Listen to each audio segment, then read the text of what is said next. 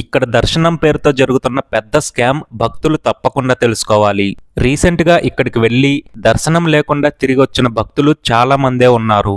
ఇదే ద్వాదశ జ్యోతిర్లింగాలలోని 8వ జ్యోతిర్లింగం ఉన్నటువంటి త్రయంబకేశ్వర ఆలయం. మీరిక్కడికి వీక్ డేలో వెళ్ళినా లేదా వీకెండ్ లో వెళ్ళినా ఫ్రీ దర్శనానికి మినిమం 4 నుంచి 5 గంటల సమయం పడుతుంది. పైగా క్యూ లైన్స్ లో భక్తులకి ఎలాంటి సౌకర్యాలు ఉండవు.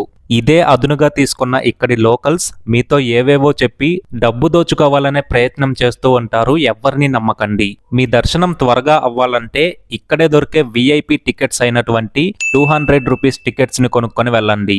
నెక్స్ట్ వీడియోలో ఈ ఆలయం పక్కనే ఉన్నటువంటి గోదావరి నది జన్మస్థానంకి ఎలా చేరుకోవాలో క్లియర్ గా చెప్తాను. ఈ వీడియోని వీలైనంత ఎక్కువ మందితో షేర్ చేసి ఇక్కడ జరిగే స్కామ్ గురించి తెలియజేయండి. త్రయంబకేశ్వరం ఎక్కడ ఉంది, ఎలా వెళ్లాలో ఒక లాంగ్ వీడియో చేసి యూట్యూబ్ ఛానల్లో పెట్టాను, చూడండి. ఓం నమః శివాయ.